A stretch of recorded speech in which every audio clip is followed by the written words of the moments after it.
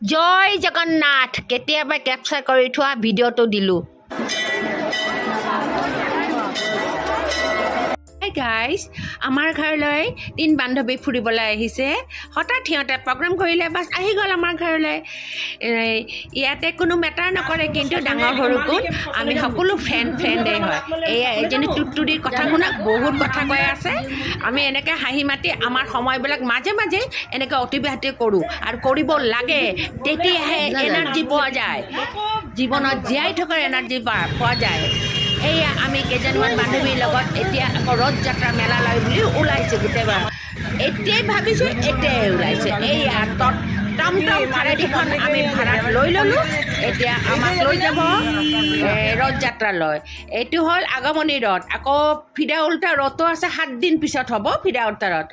এইয়া ইমান ডেকা ল'ৰাজন, এইটো বাৰু ভিকাৰী নেকি বাৰু? ঐ প্ৰভু, কি দেখিছোঁ হয়? ইমান ডাঙৰ টচবজীয়া ল'ৰাজন ভিকাৰী নেকি? কিবা কিবি দেখোন বুটলি ফুৰিছে ৰাস্তাই ৰাস্তাই। ক'ব নোৱাৰিছে দেই বন্ধুসকল, মোক মাফ কৰি দিব ভুল কৰিলোঁ যদি। যি কি নহওক মই বুটলি থকা দেখা পোৱাৰ কাৰণেহে কৈছোঁ দেই বন্ধুসকল। এতিয়া আমি টমটম ভেৰাৰীখনত গৈ আছোঁ। বাছ আগে আগে পানীৰ টেংকি লৈ গুৱাহাটীৰ মাজমজিয়াদি গৈ আছে পানীৰ গাড়ীয়ে। এনেই কিন্তু এইটো সময়ত পানী গোটেই গুৱাহাটী মহানগৰী, যিহে বৰষুণডাল দি আছে। এয়া আমি টমটম ভাড়াটিখনৰ এতিয়া আগুৱাই আছোঁ ৰথ যাত্ৰালৈ বুলি। আজি হ'ল আকৌ কৈছোঁ আগমনী ৰথ যাত্ৰা। ফ্লেগখন দেখি গানটো গাবলৈ মন গৈছে। বন্দে মাতৰম, বন্দে মাতৰম, বন্দে মাতৰম। এয়া আমি আহি মেলালৈ সোমালোঁ। আজি ৰথ যাত্ৰাত সৰু সুৰাকৈ এখন মেলাও হয়, জগন্নাথৰ ৰথ যাত্ৰা হয়। আজি যাত্ৰা হয়, আকৌ ফিৰা যাত্ৰাও আছে। তাৰমানে উলটি অহা, যিটোক কয় উলটি আহে, ফিৰা উল্টা ৰথ বুলি কয়। সেইটো 7 দিন পিছত হ'ব। সদায় মানে এই ৰথ যাত্ৰাৰ সময়ত এখন সৰু সুৰাখন মেলাও হয়। এই ল'ৰালি কালৰ কথাবিলাক মনত পৰি গ'ল বন্ধুসকল মেলাত সোমোৱাৰ লগে লগে। আমি আগতে সৰুতে কিমান মেলা বুলিলে পাগল আছিলোঁ, হয়নে বন্ধুসকল? সকলোৰে নিশ্চয় সকলো এনেকুৱা মানুহ নাই যে মেলাত এবাৰ যোৱা নাই। এয়া ল'ৰালি কালৰ কথাবিলাক মনত পৰি যায় এইবিলাক দেখিলে। এইবিলাক ৰং বিৰঙৰ খোৱা বস্তু কিনিবলৈ কিমান ভাল লাগিছিল তেতিয়া। মই পিছে এতিয়াও ভাল পাওঁ। এই যে জিলাপিবিলাক দেখিছেনে বন্ধুসকল?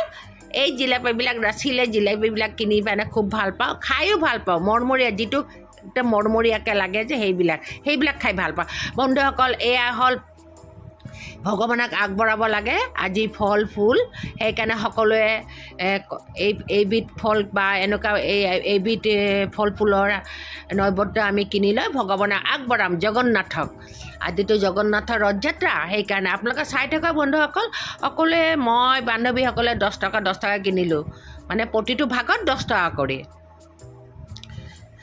এয়া আমি এতিয়া এইখিনি লৈ ভগৱানৰ নাম কৰি এতিয়া ৰথ যাত্ৰাখনৰ ওচৰলৈ গৈ আছে। এইখন প্ৰায় এই মেলাখন এই দোকান বজাৰখিনি ৰথ যাত্ৰাৰ লগতে লাগি আছে, ৰথখনৰ লগত। এয়া মই মোৰ বান্ধৱীজনী, মোৰ বাইদেউ কাম বান্ধৱীৰ হাতত মই মোবাইলটো দি পেলাই মই ক'লোঁ মোক অকণমান কেপচাৰ কৰি দিয়াচোন। মই ৰথখনৰ ওপৰলৈ উঠি গৈ আছোঁ, সেইখিনি অলপ কেপচাৰ হ'লেও হ'ব।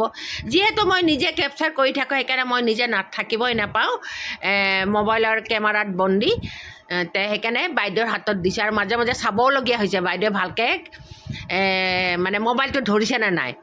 যি কি নহওক ভগৱানক এটা সেৱা কৰি নৈবদ্যখিনি আগবঢ়ালোঁ। আকৌ তেওঁলোকে মোক আন এটা নৈবদ্য হাতত দিলেহি। মই সেইখিনি ঘৰলৈ বুলি লৈ আহিলোঁ, বেগত ভৰাই ল'লোঁ। এই ভিৰ কাটি কৰি আহি মানে এখন আমি গোটেইখিনিয়ে এটা কেপচাৰ কৰি ল'লোঁ।